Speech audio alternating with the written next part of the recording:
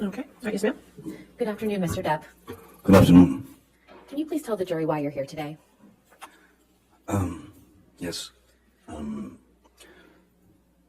About 6 years ago, Miss Heard made some quite heinous and disturbing, wrote these disturbing criminal acts against me that were not based in any species of truth. It was a complete shock that it just didn't need to go in that direction, as nothing of the kind had ever happened. Though the relationship, there were arguments and things of that nature, but never did I myself reach the point of striking Miss Heard in any way, nor have I ever struck any woman in my life. And so at the time, because the news of this, her accusations had sort of permeated the industry and then made its way through media, social media, became quite a global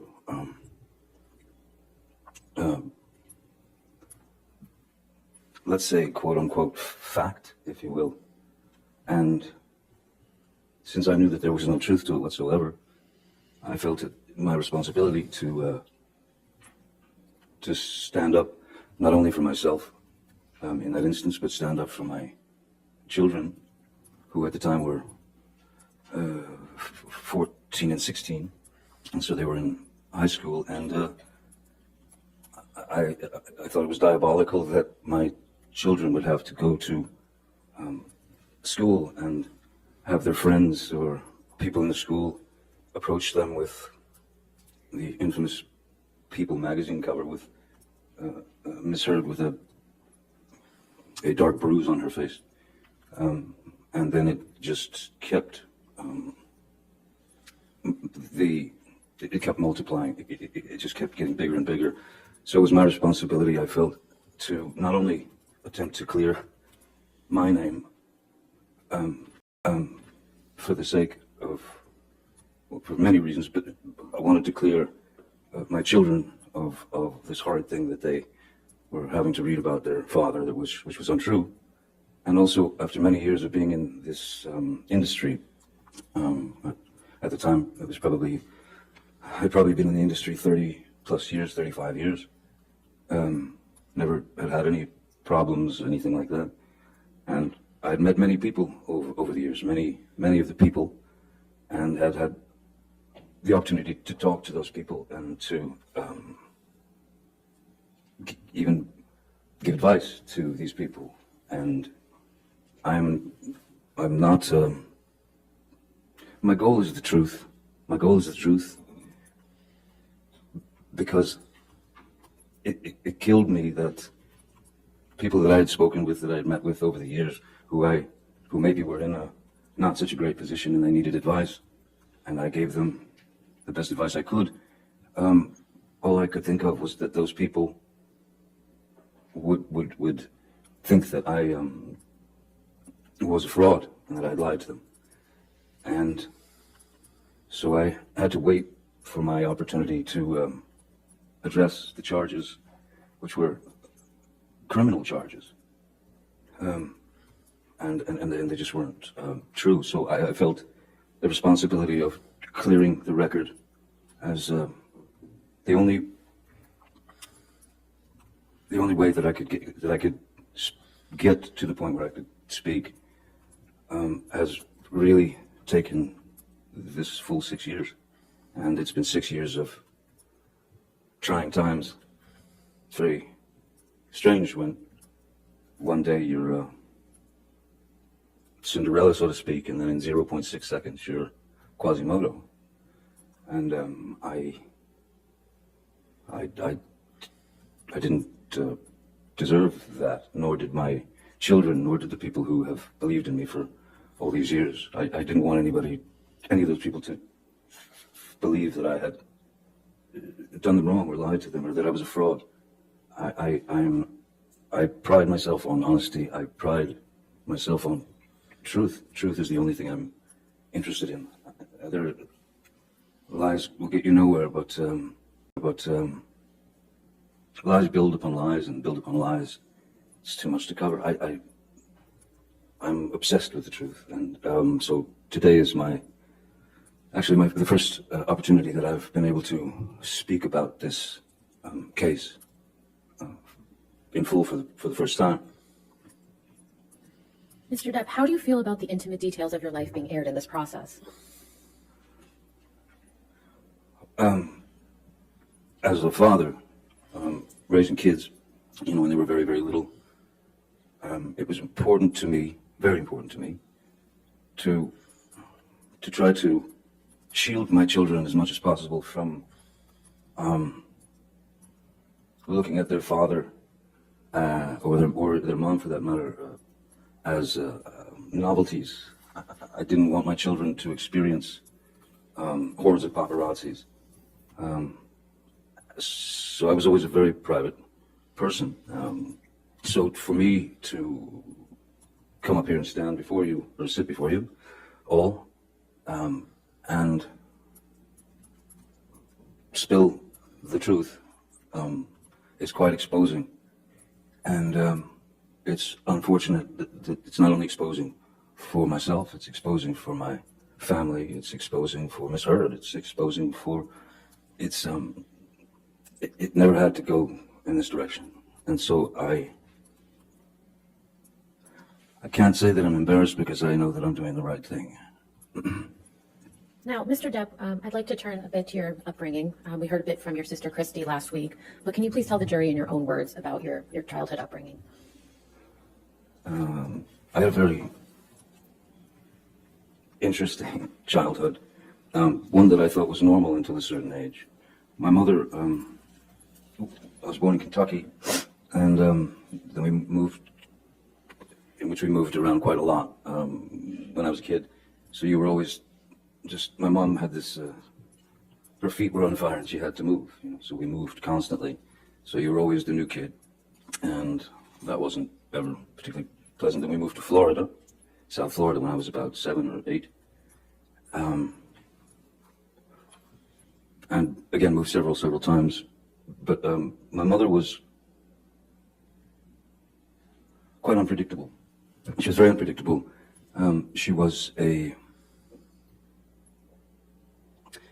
She had the ability to be as cruel as anyone can be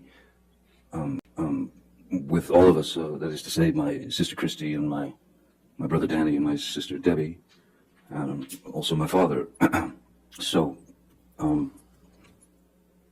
essentially, she could become quite violent, and she was quite violent, and she was quite cruel, and though there was physical abuse, certainly, which could be in the form of an ashtray being flung at you, that hits you in the head, or you'd get beat with a high heel shoe or a telephone or whatever's handy.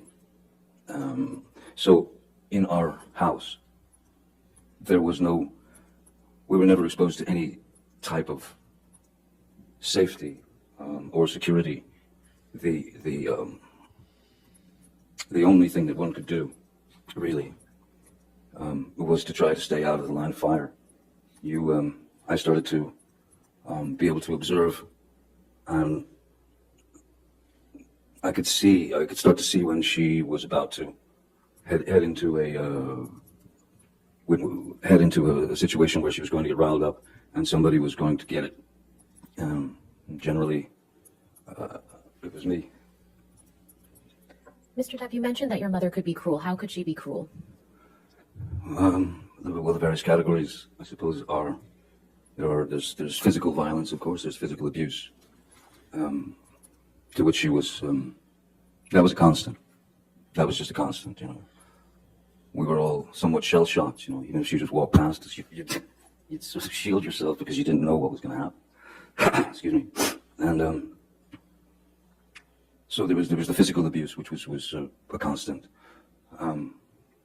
There was quite a lot of verbal abuse. There was quite a lot of name calling, bullying. You know, making fun of whatever defect, you know, one might have. You know, if my brother wore glasses, so of course he was four eyes, and his teeth were messed up in the front, so he was buck-toothed as well. And my sister Christy, which this is such a hideous psychological play. My father's parents were quite refined. My mother comes from Eastern Kentucky, which is where you grow up in shacks and hollers, you know. And my mother despised my father's parents, and my grandmother's name was Violet. And every now and again, you would hear my mother just scream across the house, "Come here, Violet! Get in here, Violet!"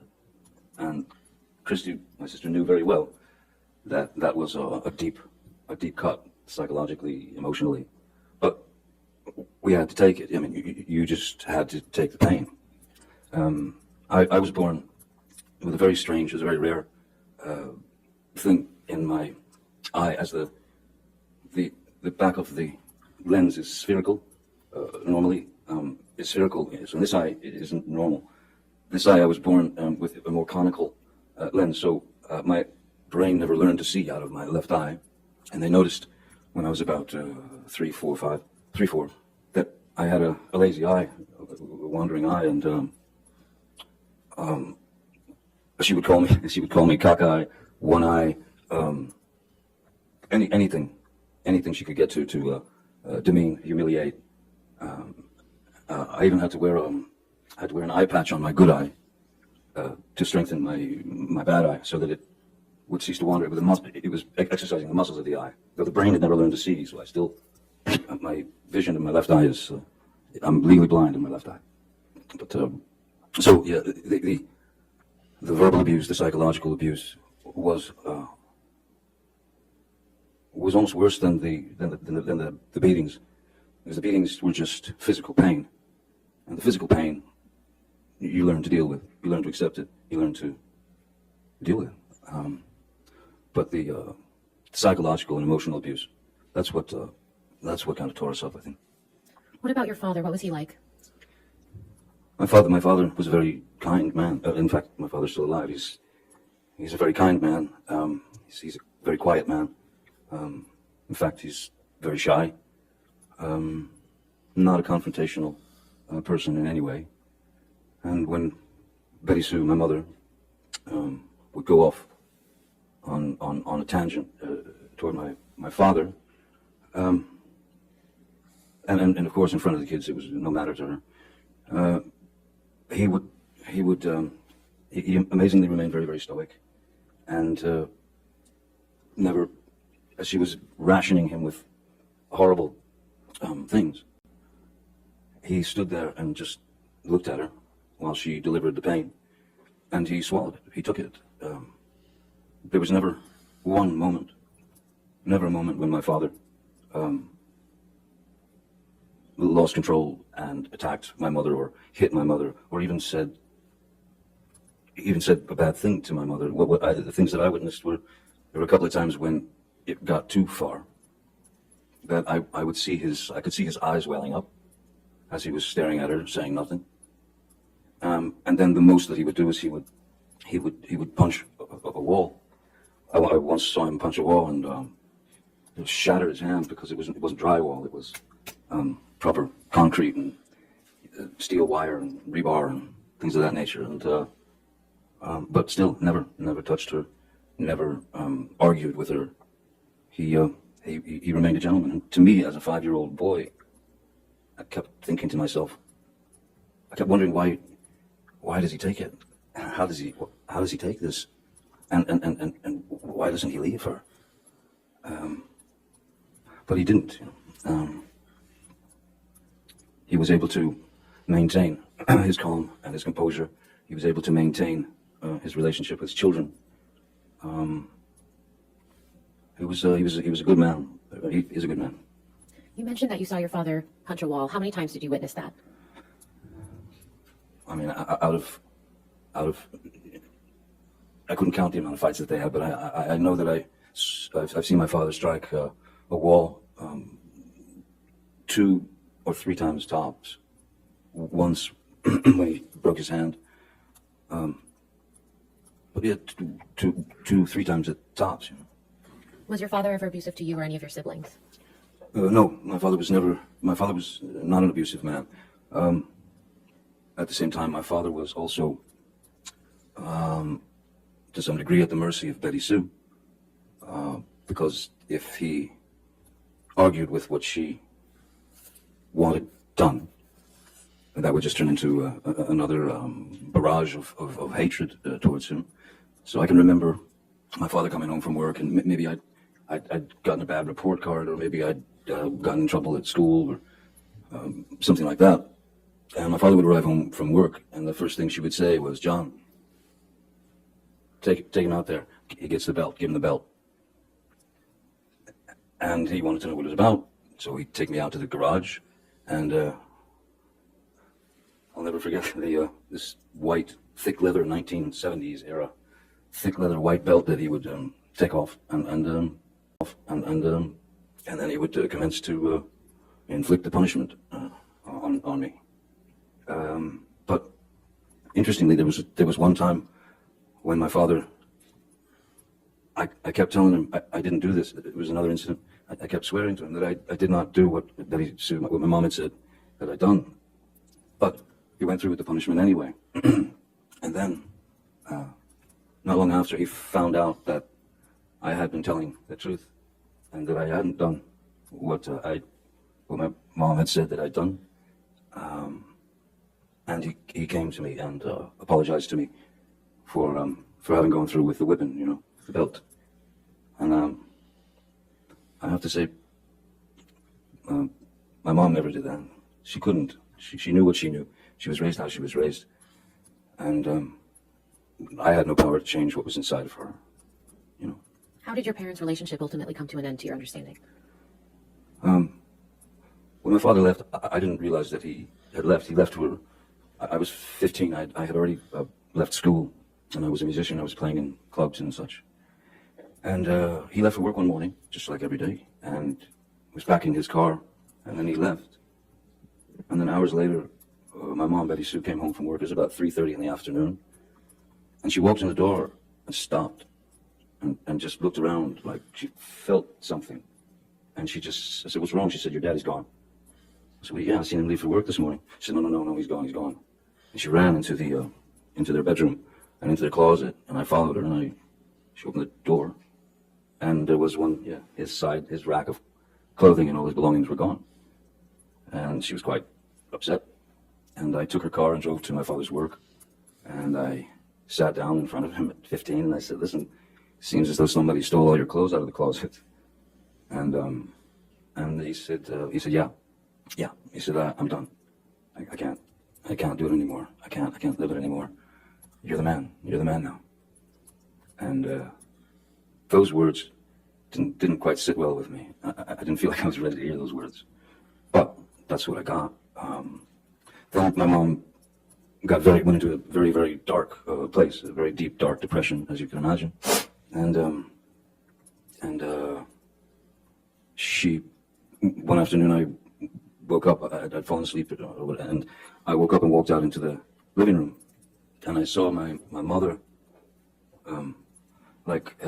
very feebly, and like almost, it was like a slow motion. Oh, if I could stand up, I could show you just what I saw. Do you mind? No, you can sit up. Thank you. I saw my mother, you know, in that mode.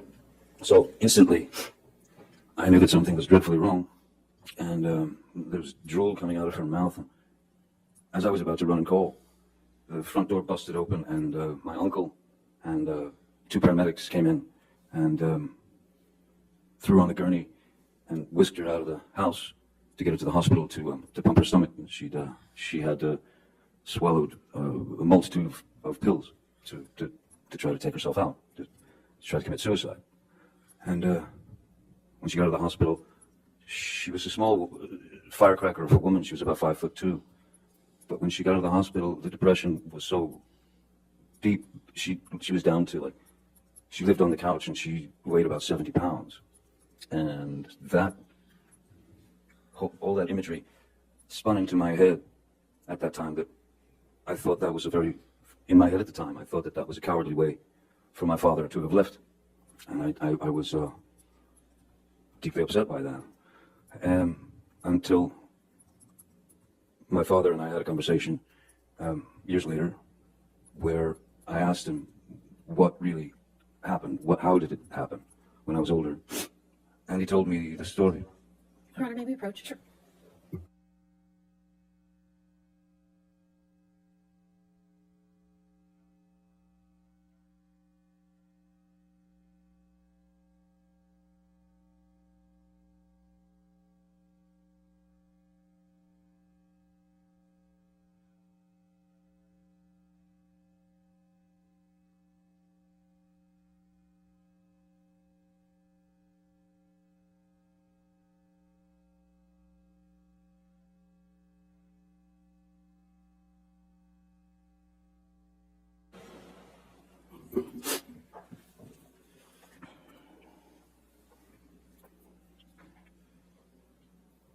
Mr. Depp, how did you feel about your father when he left? I was very disappointed in him, because I started to believe that his exit was sneaky, cowardly. He didn't. When he said goodbye to me when he left for work that morning, he just said goodbye. Goodbye, Bob. No, see you later, Pop. That was it. Until I learned the truth from him. Mr. Depp, what have you learned from your experience in your childhood and observing your father in your childhood? I learned that I was wrong about my first impressions of his exit from the family. Very wrong. And I'll tell you one thing that I learned. That was one of the best lessons I believe I've ever learned in my life, ever could learn in my life, was based on my experiences as a child and what I'd seen and experienced. I knew exactly how to raise children. When my girl Vanessa got pregnant, I knew exactly how to raise children, which was to do the opposite of what they did, of what Betty Sue did. Never raise your voice in front of the children, never screaming out the word no to them. I never wanted to tell my kids no. I wanted to tell them that, I wanted to show them that there were options. You don't have to stick the coat hanger in the electrical socket. You know, saying no is an abrupt thing, but to talk to them and say, if you understand the repercussions of something, then you won't go there. So maybe think about this as opposed to this. Give this some thought, you know. But that will clearly, that could kill you. So I would ease them away from things of that nature with a more of a conversation, as opposed to a flat out, don't you ever do that again, and threats and things of that nature. I did not raise my children that way. Nor did Vanessa. We never raised our voices in front of our children, ever. How do you think your experiences with your parents in your childhood affected your approach to your relationship with Miss Heard? I'm sorry, one more time?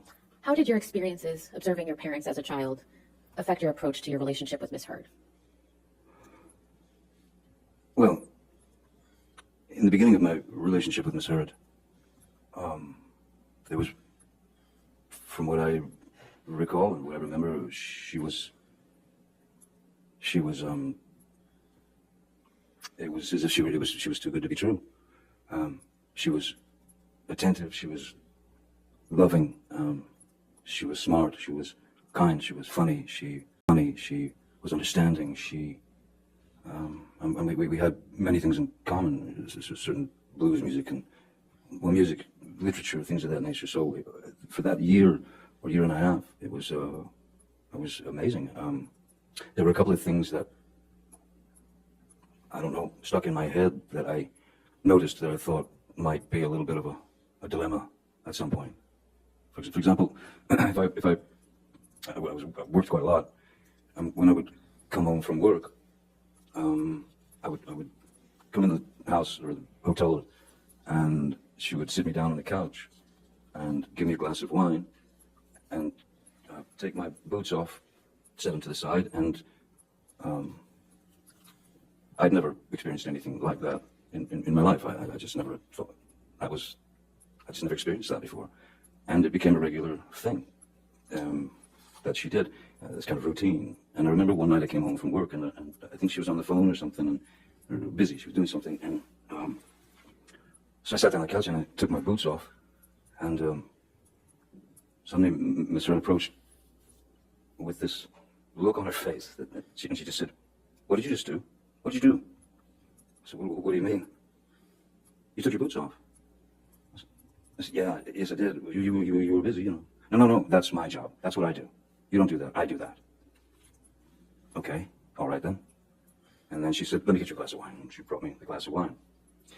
But I did take pause, of course, at the fact that she was visibly shaken or upset that I had broken her rules of routine. I thought that strange. And then once you notice something like that, then you start to notice other little tidbits and things that come out. And then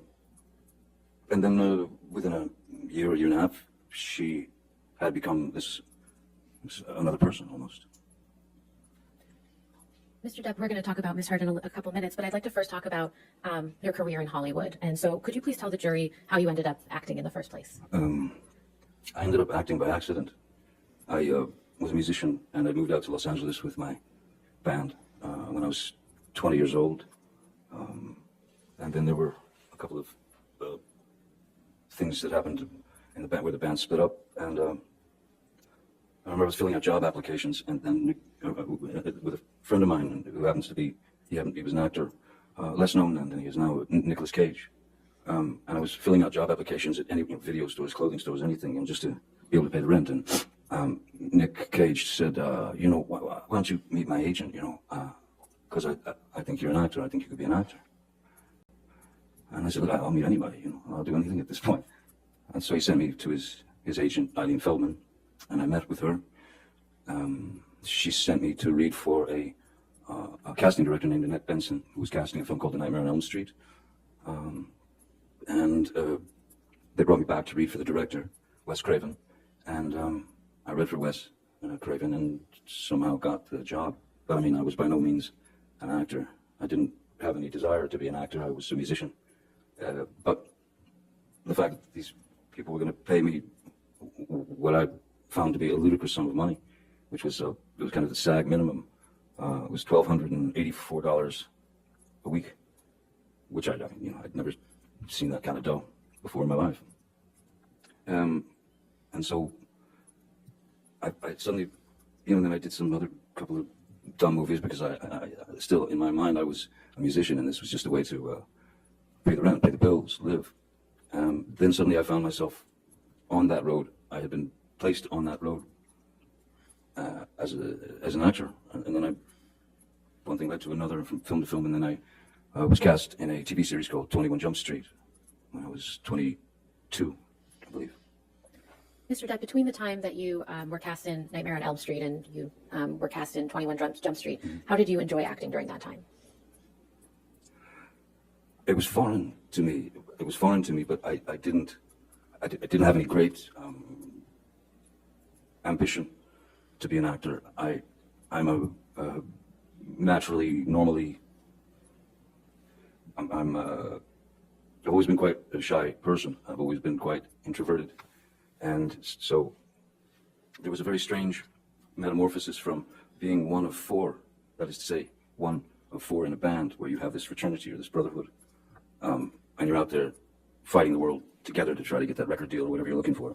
And when I got on the series and my life started to change in various ways, that is to say that people started to, you go into a restaurant and you'd see people whispering and pointing and all that. I was very uncomfortable with it. And I didn't like it. Just because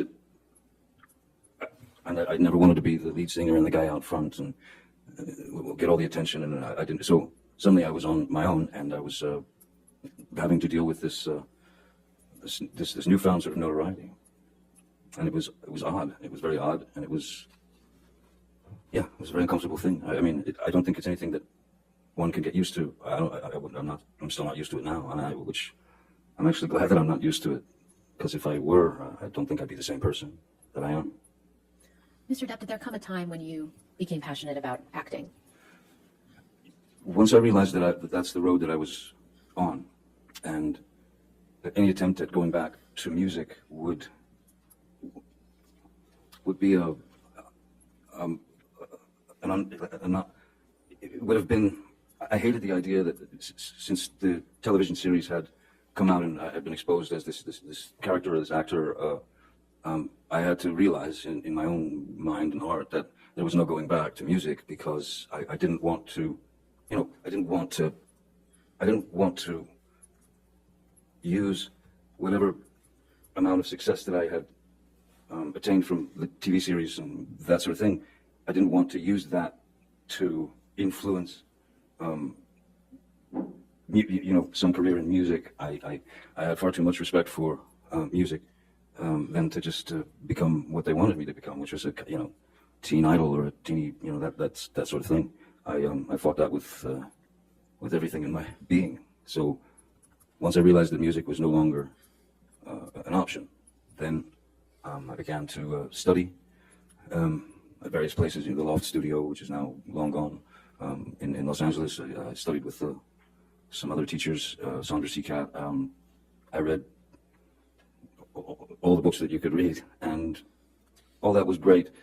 But you realize that the only way to learn, or the only way to learn how to, it's not act necessarily. The only way to learn how to react and behave, because it's just behavior and it's reaction, was to do it. It's on the job training. It's trial by fire. So I did my best to work up my own approach towards the character and such. And what were a couple of the first few projects that you worked on where you were really able to implement that approach? I would say that the first film that I had done, that I really took, where I really felt, okay, I've done the work, I know what I need to do. I would say that was where I considered myself an actor, I suppose, was when Oliver Stone cast me in Platoon in 1986. How did you come to be cast in Pirates of the Caribbean? Well, that's many years later, but I had been, Disney had offered me a film called Hidalgo, when it was about a man and his horse in the desert and stuff, and I read the screenplay, and I just didn't think it was for me.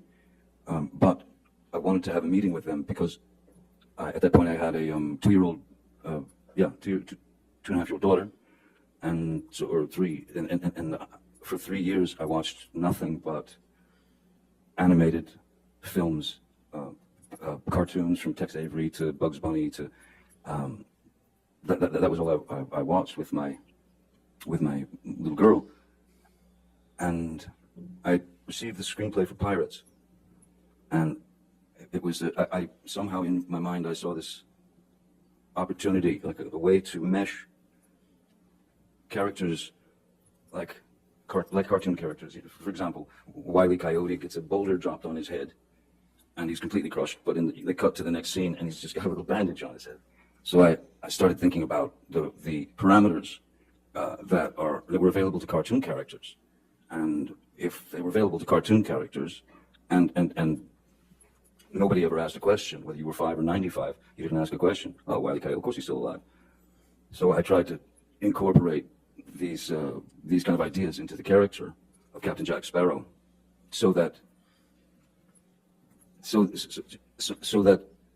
I could try to push those parameters and control the sort of suspension of disbelief, to be able to control the characters' actions, words, movements, and put them in a place where the things that he would do or say were so either ludicrous or mainly something that also something. The cartoon characters can get away with things we can't. Captain Jack Sparrow can do things that I could never do. He could say things that I could never say. So it was for me a way to stretch the parameters of a character and take a risk in doing that. But if it panned out, and I felt I was on a pretty good mission. If it panned out, I thought that it might be a character who would be accepted by 5-year-olds and 45-year-olds and 65-year-olds and 85-year-olds, and in the same way that Bugs Bunny is, You mentioned that. believed. Sorry, you mentioned that you received the script. When was that? I'm sorry. When did you first receive the script for Pirates of the Caribbean? The first screenplay I received was 2002, I believe. Yeah, 2002. And what did you think of that script when you received it? I thought that it had all the kind of hallmarks of a Disney film. That is to say, a kind of a predictable 3-act structure, with and the character of Captain Jack was more he was more like a swashbuckler type that would kind of swing in shirtless and be the hero. And I had quite different ideas about the character, so I incorporated my notes into the character and brought that character to life, much to the chagrin of Disney initially. Now, when you say you made changes to the character, how did you do that? Just in preparation, the very same way that I've ever approached any character. You look for a back history. You base it on, it could be anything. Like Edward Scissorhands, for example, was based on a dog that I'd had and newborn babies. My sister had a couple of new babies, and I watched them, because I thought that Edward would see things from the sort of from a place of innocence, and not knowing exactly what things meant or were, and also that look of a pure, innocent child when they experience something for the first time. Those were the two main ingredients that I thought would serve the character. And with Captain Jack, again, the cartoons, the Pepe Le Pew, it's like making a soup. It's ingredients. It's just ingredients. There's some Pepe Le Pew in there. There's some Keith Richards in there. There's a bit of I figured this is a guy who's been on the sea for the majority of his life. Quite possibly his brains may have been scrambled a bit by the sun. And also I thought that he'd been on the sea for so long that he had his sea legs, but when he got on land, he just didn't have his land legs. So he could never quite stand still. How did the film ultimately turn out in your view? I didn't see it, but I believe that the film did pretty well apparently, and they wanted to keep going, making more, and I was fine to do that. There's great freedom in being able to. It's not like you become that person, but if you know that character to the degree that I did, because he was not what the writers wrote, so they really weren't able to write for him. So once you know the character better than the writers, that's when you have to be true to the character and add your words, add the rewrites. I believed in the character wholeheartedly, and initially the Disney folks were somewhat upset. Now, you mentioned that the film was, to your understanding, a great success. How did your life change after the first Pirates of the Caribbean movie came out? Though I'd been around for many years already, and people knew who I was and all that. After Pirates 1 came out, there was a completely different. It was a completely different way of life was being sort of, my family and I were being plunged into. That is to say, at our house in Los Angeles, you would have people trying to climb the gates to get in to see Captain Jack Sparrow. You'd have people trying to bust in the gates dressed as Captain Jack Sparrow. You would have and follow you and your family. So that was the moment when there was no other way but to we had to hire more security guards, and I was certainly worried for my kids' safety. And so then that's when instead of just the one guy, there became several security people, because I wanted to make sure that my kids were safe when they went to school or when they went to Disneyland or when they went to the mall or whatever. So yes, more security, and then just getting followed, by hordes of paparazzi and things like that. It's I've had worse jobs, certainly. I can't complain about it, but after a while you realize that anonymity has left the building a long time ago. The anonymity's gone, and that's an odd thing to deal with. When you can't just drive down to the diner and get a cup of coffee or something. It's not possible. It turns into something else altogether. So it's acceptance, and of course there's a bit of sacrifice involved. I can't complain about the work that I've been given. I can't complain about any of that. I have no right to. But it does make you have to think very creatively when you've got little kids. It's about how to take them to the park, or to the swings, or to the this or that, or movie, or it becomes a strategic mission, and that's what happened after Pirates. Now, you mentioned your family. Who did your family consist of at that time? Vanessa, Parity, the mother of my children, we were together for 14, 15 years. Myself, our daughter Lily Rose, and our boy Jack. Now, you mentioned hiring more security. Did you already have a security team at the time that Pirates of the Caribbean came out? Yes, because there'd been more films prior to that. A number of films prior to that. So I was recognized and I was known. So if you wanted to attempt to have any experience that might be normal, you sort of had to have somebody around to get you out of a squirrely situation should it arise. So I had security prior to that for who would travel with myself and my family. But not like, when I was at work. Back then I didn't have security at work so much, not before Pirates. Pirates was really that was the thing that everything, it all turned around. It all just went weird. So how did your security team change after Pirates of the Caribbean came out? Well, like I said, with anything, it had become more strategic, and you had to have more guys or gals, because if Vanessa, for example, she worked in France quite a lot, and if she was in France, and I was in LA with the kiddies, then and working, security would basically pick my kids up at school or whatever and bring them home. So that became the routine: driving them to school, bringing them home. And then if I went somewhere, so that it just, the security guards kind of multiplied because you needed to protect your street, your house, your kids. Endless. So after Pirates of the Caribbean, who has been on your security team? Jerry Judge was with me for, oh boy, over 20 years. Jerry Judge, we mentioned it before. It was a year or two ago. Jerry would go on film sets with me. He would do reconnaissance missions. That is to say, he would go to a country before we would go there, make sure all the hotel rooms were all taken care of and such. Or when I went on tour with, say, the Hollywood Vampires, which is a band that I played with, he would come on the road with me with another security guard. So there was Jerry Judge, there was Malcolm Connolly, who's been with me for 20 years or more, Leonard Damian, Sean Pett, Travis McGivern, Mark Gibbs. I mean, there are a few. Are all of these security personnel still with you today? Jerry has gone on to somewhere else. Jerry passed away from cancer, so Jerry made his exit. But the majority of those, no, I believe all of those fellows are still with me, yes. When did Mr. Judge pass away?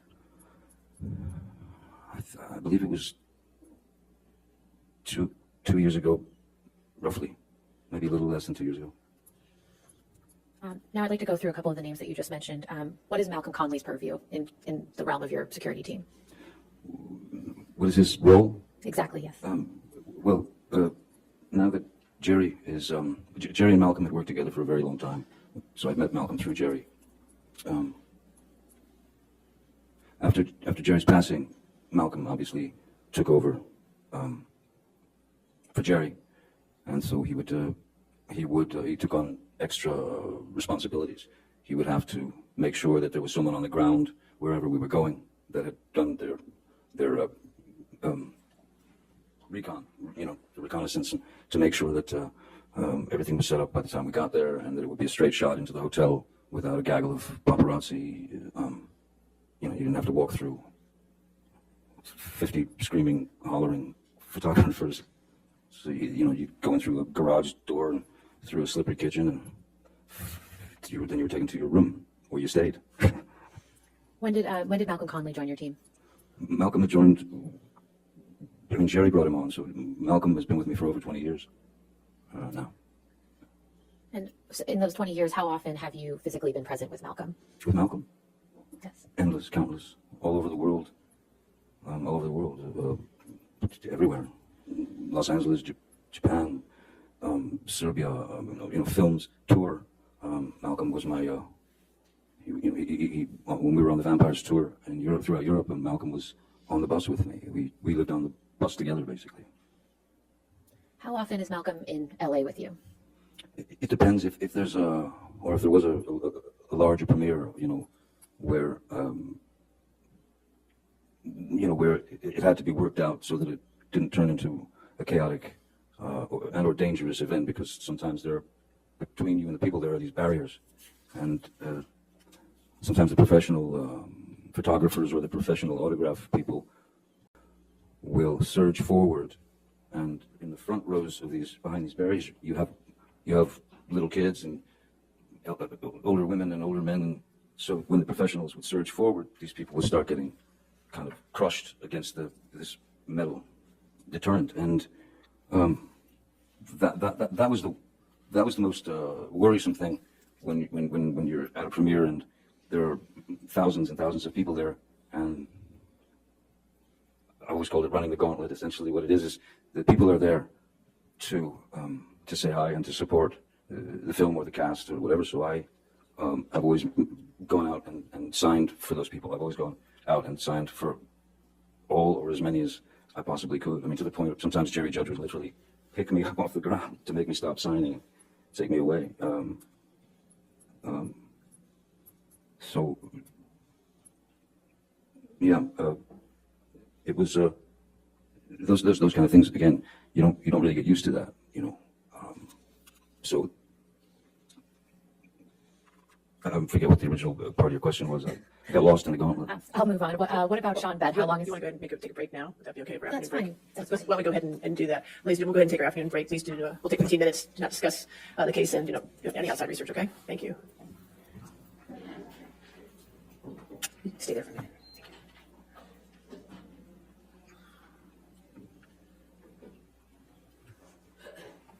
Thank you. All right. So just a reminder, since you're on the witness stand now, you cannot discuss your testimony with anybody, to include your attorneys. Okay? All right. You're introduced to, and also depending on where you're living and who you're associating with, who's around the neighborhood. I wasn't shy to try a substance to see if the effect of it would maybe even take a bit more of the edge off. So I started at 11, and I mean, I even mentioned this in an interview in TV Guide, if anyone remembers TV Guide, in 1989, where I was asked by the journalist why I believed that kids who were watching the show, 21 Jump Street, about police officers in school as undercover cops, but as students, I was asked why these kids or whoever should believe me or trust me or listen to me, and I said, look, I could, because I've experienced it, and I can tell them that there is no future in it, that there's nothing but a kind of a postponing of the inevitable, that one day you're going to have to face those feelings. One day you will meet those, let's call them demons from your youth. So I was straight up, open and honest at that time in a very, I mean, TV Guide was It was right at the register when you checked out of the grocery store. It was like the most popular thing, and it was a very straight little magazine. But I told them I'd pretty much done all the drugs that I was aware of by the time I was 15 years old, and which was true. Now, that doesn't mean to say that I continued into that, forest of possibilities with regard to substances. I wasn't dropping acid every 5 minutes. I wasn't. There were many years that I didn't touch a substance and no drugs. There were many years that I didn't have a drink. So it's, as I said, it's never been for the sort of party effect. It's been for trying to numb the things inside that have that can plague someone's who's experienced trauma. But the characterization of the characterization of my substance, quote unquote, substance abuse that's been delivered by Ms. Heard is grossly embellished, and I'm sorry to say, but a lot of it is just plainly false. I think that it was easy. It was an easy. I think it was an easy target for her to hit, because once you've trusted somebody for a certain amount of years and you've told them all the secrets of your life, that information then, of course, can be used against you, especially if it's taken to a point that is teetering on impossible, and teeters over impossible, in fact, at times. And so I am not some maniac who needs to be high or loaded all the time. In fact, in Australia, from before Australia and in Australia, I had been off of alcohol for, I believe it was about 18 months. Mr. Depp, you've mentioned some periods of sobriety throughout your life. How many would you estimate you've had? Quite a number.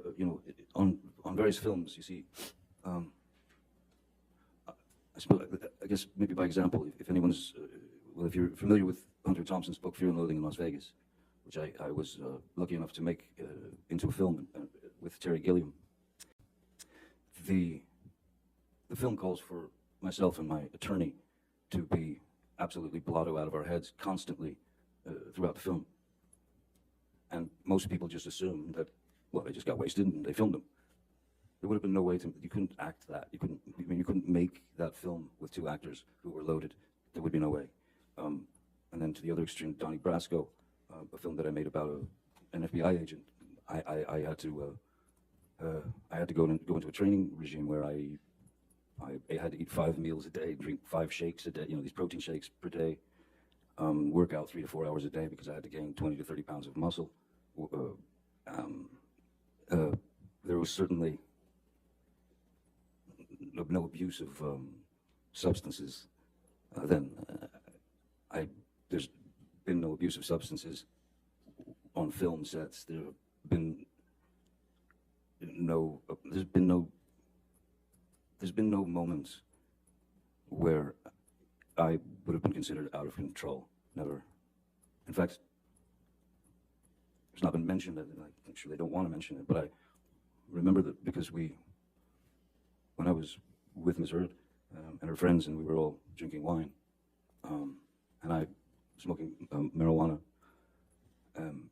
they used to tease me because of what they said was a ludicrous tolerance, because I never appeared loaded or high or any of that. Even if I felt a little spinny, no one would have ever known. Mr. Depp, is there any substance that you've ever been addicted to? Yes. And what is that? Roxycodone, or Roxycontin, which is it's an opiate. It's I think oxycodone has the opiate and then some pain like paracetamol or something, and then the Roxys are just the opiate, as far as I remember. And when I was working on Pirates 4, and there was a scene in which I had to grab this large gold and red, stately gilt chair, pick it up and chuck it out this big giant window. And so I did it, and as I swung around to throw the chair out the window, I felt this immediate electricity from the bottom of my spine down my left leg, and it was like an electricity that burned. So I had obviously it was sciatica, so I had obviously pinched something, done something. So I saw a chiropractor or a kine or whatever. I saw chiropractors, and to no avail. Then I saw a doctor and done something. So I saw a chiropractor or a kine or whatever. I saw chiropractors, and to no avail. Then I saw a doctor, and the only pain medication that she recommended and prescribed to me was roxicodone. And there was a part of me that was a little bit worried, just in the sense that I know I've witnessed friends and people over the years who've had problems with heroin, and I didn't want to get bit by that snake, and I started taking the Roxys, and I was bit by the snake, and then before you know it, that monkey is on your back to stay. And it's not like you take those pills to get high. You take them to, once the addiction has grabbed hold of you, you're not taking those pills to get high. You're taking those pills to get well, or to get better.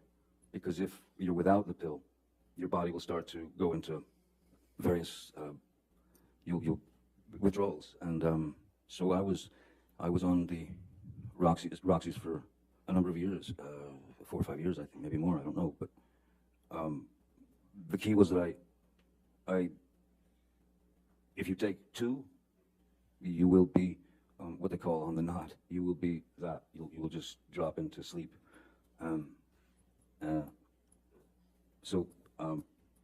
Yes, I didn't like being dependent on these pills. I didn't like being dependent on a drug that you take only so you wouldn't get withdrawals. That's what it becomes. It's like a junkie. The reason why so many, now there's a huge fentanyl problem, but the reason why junkies generally, why they end up overdosing, is because they're looking for the first high again. And you don't get that. You don't get your first high again. So what do? You up the stakes, and you put more, you take more. And that's what makes things go dark for them, because they overestimated the amount that their body could tolerate, and they go blue and they die. So didn't want that. Mr. Depp, do you have an estimate as to what year you started taking the opiates that you just described? When 2000, it was Pirates. Bless you. 4, I believe. Pirates 4. No, it was Pirates 4. Rob Marshall directed it. I don't know what year that was. Maybe. I have no idea what year that was. Was it before you were in a relationship with Miss Heard?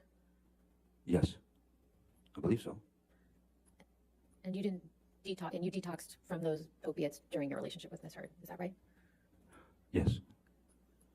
Yeah, so of course, yes. So they must have, they did come around prior to my meeting Miss Heard. After you detoxed from the opiates, have you ever taken any opiates ever again? No, I can't. No. Once you've been bit, you'll be bit again. So no, even with my finger, I think that it was like Motrin 800, but no opiates. No, I've not taken an opiate since, and I won't unless I plan on going through the hell of the pure horror of detoxing. of coming off those drugs. No. Mr. Depp, I'd like to now turn to your relationship with Miss Heard. Can you please tell the jury how you met Miss Heard? 2000, in around 2008, Hunter Thompson and I were going through some of his manuscripts of his books that have been published, and then I found this manuscript in one of his boxes, and it was called The Rum Diary, and I had heard about it, and I knew it was what they called his long-lost novel, in fact, the only novel he ever wrote. And I showed it to him, and Hunter was shocked. I'm like, oh, that's where it is, you know. And so he said, read me some. So I started reading this to him, and he said, this is a movie, you know. We must produce this together. And, you know, he got all excited about the idea of doing that. So we went right into it, and we started to set up meetings to get money, financing to develop the project.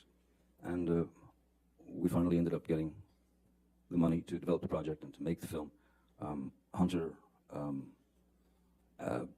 from his own dilemmas in his life, committed suicide,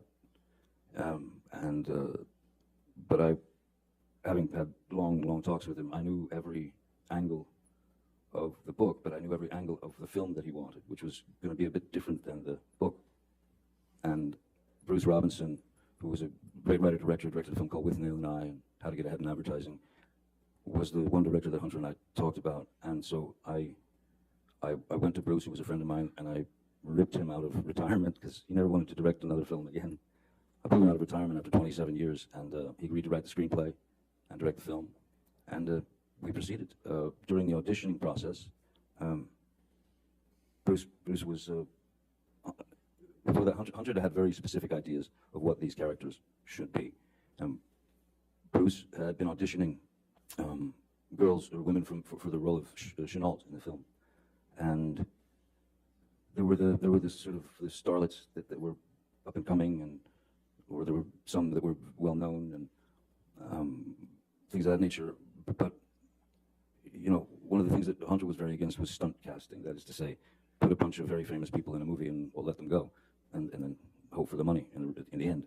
So Bruce had asked me. He said he had been auditioning this one particular actress named Amber Heard. He said that he'd auditioned her 5 times, and he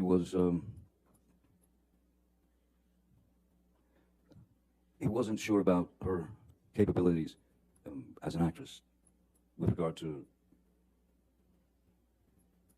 the film and the character and taking direction and that sort of thing. So he asked me if I would read with her for the film, and I had already met a number of actresses and things.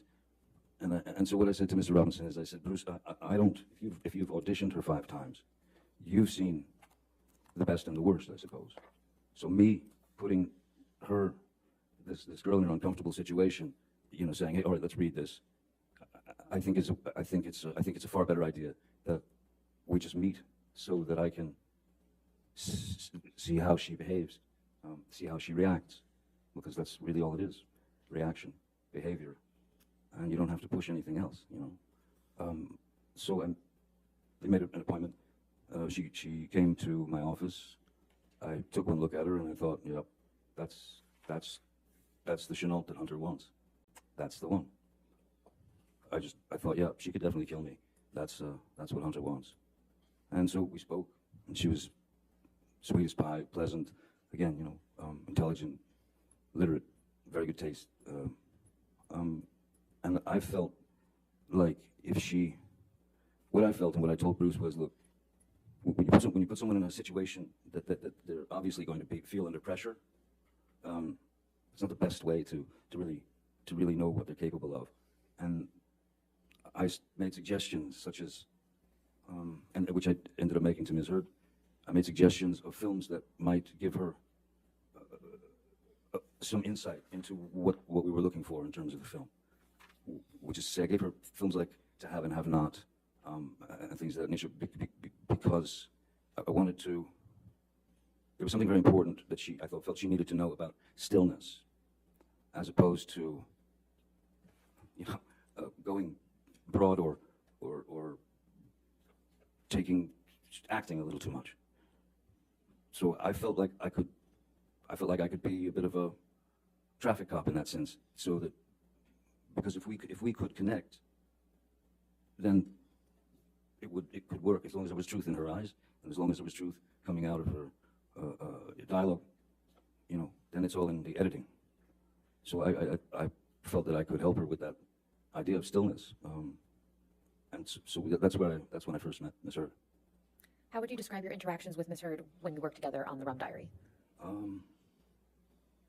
Initially, well, yeah, no, mostly very few interactions. I remember there was a time I wasn't working that day, but I was producing, you know, one of the producers of the film, and it was a scene from the book it was a scene where Ms. Heard's character was in a nightclub, and we're amongst the locals, and she's very drunk, and everybody's very drunk, and she ends up dancing with a few of the local, like one of the local guys and stuff, and then the other local guys start to sort of close in on her. In the book and in the screenplay, as it was written, there was a requirement for nudity for the part, and I was on set the day that they were shooting that, and as I was watching the crowd coming in on her, I realized, you know what? Because I would check on Ms. Heard and say, "Are you all right? Are you sure you're okay?" Because this is, you know, she was like, "No, no, I'm fine, fine, fine." But I realized that with the crowd surging in towards her, that we wouldn't have to do the nudity, because if she took her shirt off and she had a red bra on and a skirt, then if she had a red bra in her hand, when the crowd surged in on her, all she had to do was lift the red bra up out of the crowd, and there's no nudity, but it's certainly implied, because then the character disappears for a few days, and she's quite a wreck when she comes back, because bad things have happened to her. So I remember telling Ms. Heard, "Hey, you don't have to take your clothes off. You don't have to take your top off. You don't have to. Everything's cool." And she was appreciative. But other than that, we didn't really have much interaction until there was a scene where I'm taking a shower, and then she comes into the room and she opens the shower, and we kiss. And that moment was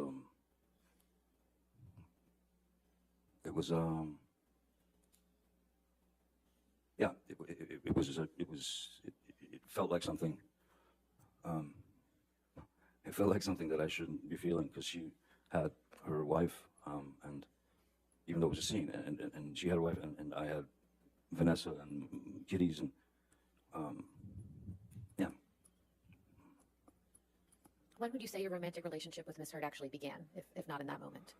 Well, I think there was something in the kiss in the shower that was very real. So that day after work, Miss Heard had come to my trailer, and I was just sitting there listening to actually old blues stuff, and we had a glass of wine, and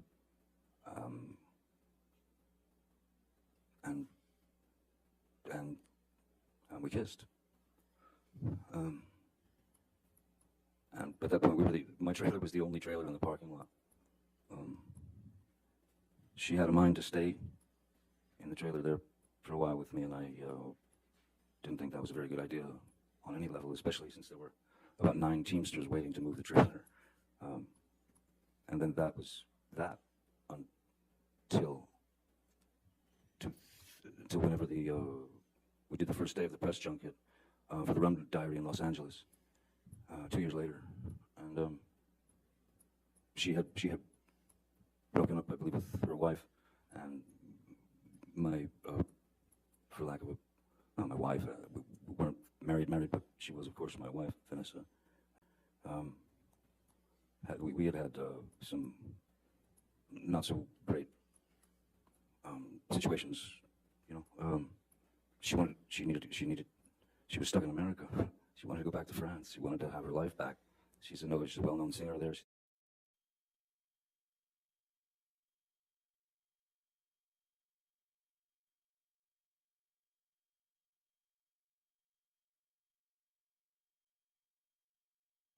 And that's not long out. Right around then is when Miss Heard and I started to see each other here and there occasionally.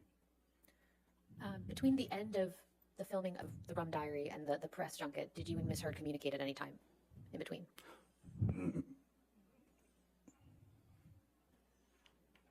I don't remember. I remember that there was a white dress that she really was infatuated with. That she really loved this dress that she wore in the film, and so I went to Colleen Atwood, the costume designer, and to Bruce, and I said, "Do you think we can snag this white dress and send it to Amber?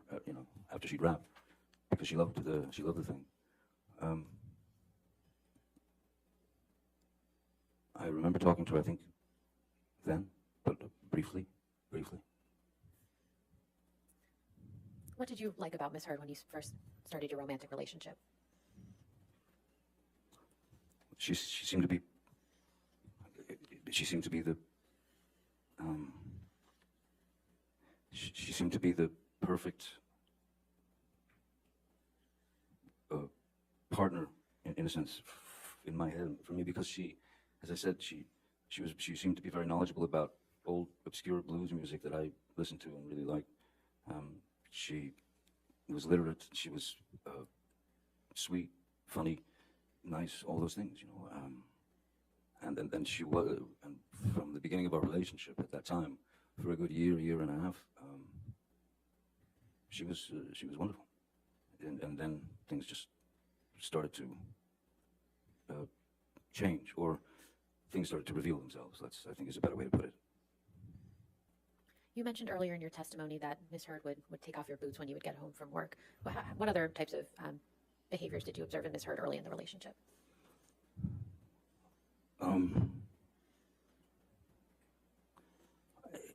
Little things that you would you'd question in the back of your mind, if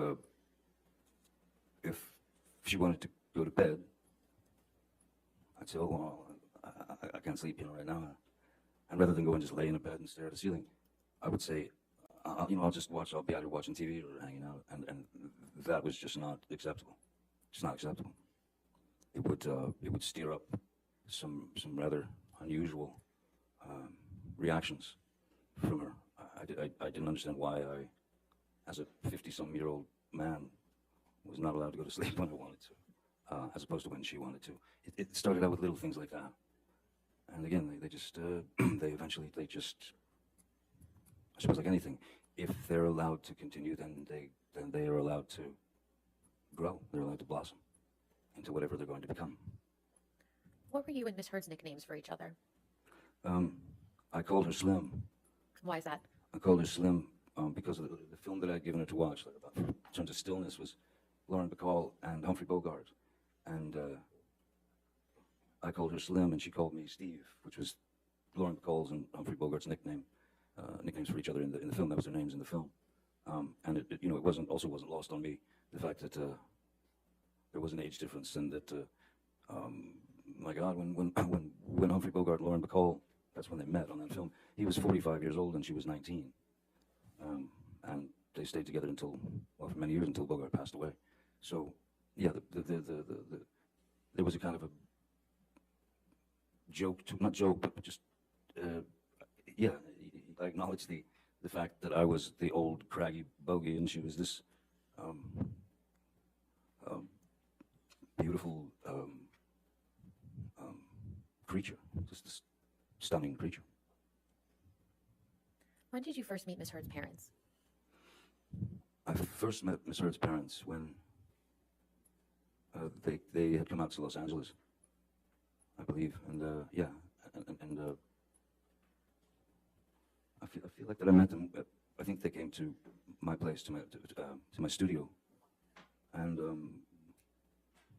they were two completely opposite end of the spectrum people. Paige was she was an angel.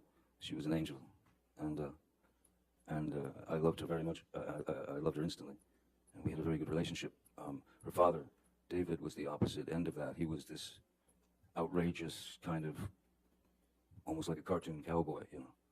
And he was the initial thought. I mean, my initial kind of definition for David would have been rascally, like a rascal, you know. But I loved. I mean, I grew to love them both very much, as well as her sister Whitney. And yes, it felt like I'd been welcomed into some sort of family. I had been accepted into this family, and those relationships stayed solid until just a bit after we'd separated. How often did you spend time with Miss Heard's parents during your relationship with Miss Heard? Quite a lot.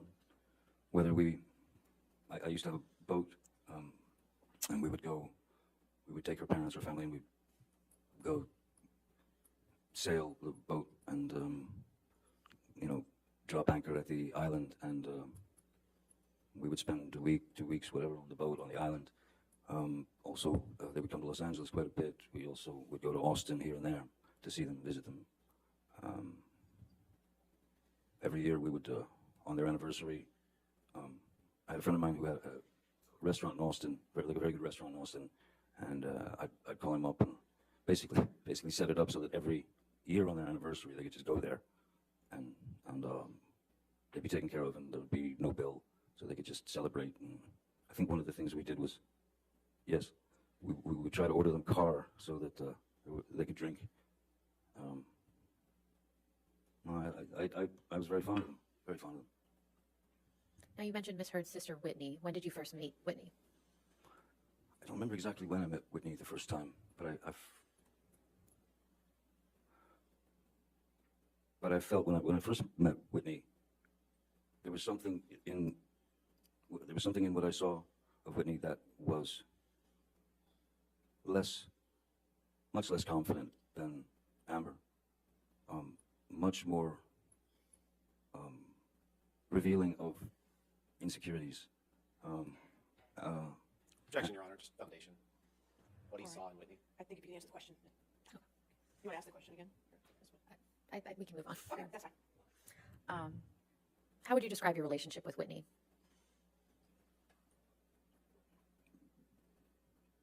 Great. I mean, fantastic. I called her sis. I loved her, you know. I had always felt something. I'd always felt like Whitney had missed out on something. Same objection. All right. We can move on. Okay. Thank you. Where was Whitney living when you and Miss Heard first started your relationship? She was living with her then boyfriend, Sean Krajewski. Was this in the same? Where was Miss Heard living when you first started your relationship? Miss Heard had informed me that she just moved to a new place on Orange Avenue. What city is that in? Los Angeles, sorry, yeah. And was it Whitney also living in Los Angeles? Whitney was living in Los Angeles, yes, with Sean Krajewski, and yeah. So how often would you see Whitney when you and Miss Heard were in a relationship? Oh, a lot. Whitney would come over all the time with her boyfriend for dinners and such. Miss Heard always liked having people over, you know, for dinner parties and social kind of events at her place. Have you ever done any drugs with Whitney? Yes, How often would you do that? with Whitney, Yes, with Whitney. maybe three times, maybe twice, 3 times.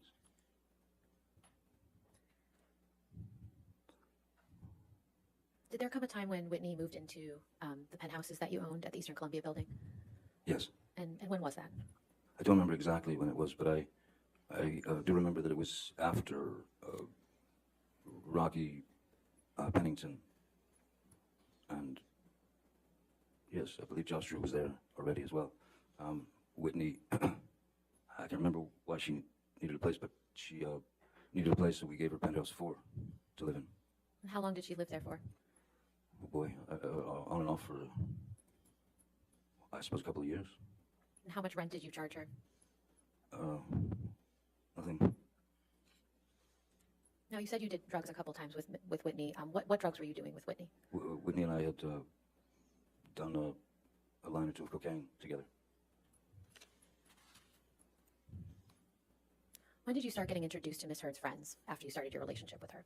Almost immediately. Well, in fact, immediately, yeah. Immediately. I was introduced to the whole gang, you know. Rocky, Io, Brittany Eustace, Whitney, certainly.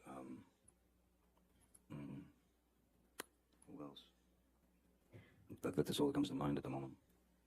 No, you mentioned Rocky. Who is that specifically? Raquel Pennington.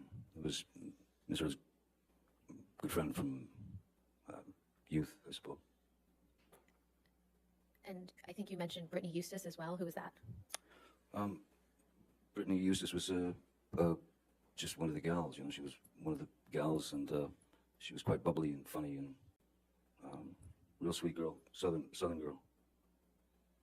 I haven't seen her, and I think that something went sideways between Brittany Eustace and the girls because she suddenly just disappeared from the group. And when was that? We were probably a year and a half, or maybe 2 years into the relationship, 3 years maybe. And I believe you mentioned someone named Io. Who is that? Io Dillett Wright was a friend of Ms. Heard's from New York City, who had identified as she was born a female, if that's the right terminology these days, born a female, but she was she had chosen she at a very young age she had decided that she was a male, and she identified as a male. And Io seemed to be, again, she was very intelligent, very literate, kind of a go-get-em kind of activist type. And she was writing a book, I remember. She was writing a book, Io, or he was writing a book, rather. And I had a house on one of my, on Sweetser. One of the houses there was empty. And it was in fact a house that I'd set up to write in. And when she had no place to stay or whatever, I called her over and I showed her the house, you know, where the desk was and all the things. And so I said, write your book, you know, write your book here. So she did. Did Io end up living in that house or just working there? No, Io ended up, she ended up living in the house for somewhere in the neighborhood of a year, I guess. Somewhere about a year. And how much rent did you charge to Io? Nothing. And did there also come a time when Rocky moved into the penthouses at the Eastern Columbia building? Rocky moved into penthouse 2. And do you recall when that was? Oh no, penthouse 1. Sorry, penthouse 1. That was not long after Ms. Heard and I started to begin to dress that place up as our residence. So it wasn't very long after that at all that Rocky came. I had already had my friend Isaac, who you've met, Isaac Baruch, the painter. I had already given him penthouse 2 to stay in and live in and paint in, because he'd just come back from Florida, and his mom had passed away, and I think he had about $3 in his pocket. So I gave him the penthouse and asked him if he had enough paint, and so he lived there. Why did Rocky move into the penthouses? Objection Foundation. I'll overrule foundation. And hearsay. The question potentially calls for hearsay. I'll overrule that. Go ahead. Go ahead, Mr. Depp. Why did, sorry, what was it again? Why did Rocky end up moving into the penthouses? She ended up moving into the penthouses. I don't recall. I believe it was something to do with just not having a place. And Amber had asked if I would be okay with, you know, Rocky moving in. And I said, of course. The penthouse is empty. I wasn't going to be renting them out necessarily anyway. You know, they were for friends to come and stay. Penthouse 4, in fact, was initially planned out for my sister Christy to have an escape from her 3,000 grandchildren and the amount of workload that she had taken on at the company. How long did Miss Pennington end up staying in the penthouses? Longer than I did. And how much rent did you charge to Miss Pennington? Nothing. Did anyone live with Miss Pennington in the penthouses? Yes, her fiance or boyfriend and fiance Josh Drew, and then at a certain point, I learned that there was another female living there who I wasn't sure who that was. I didn't know who that was. It was because there were 2 bedrooms, and so she had invited a friend to move in, but I met that person very briefly a while after they'd already been living there. Right, good breaking point. I think this is a good stopping point. That's fine. All right, ladies and gentlemen, it is 5 o'clock, so we'll go ahead and break for the evening. Again, do not discuss the case with anybody and don't do any outside research, okay? We'll see you in the morning at 10 a.m. All right, thank you. Your excuse for the day. Thank you.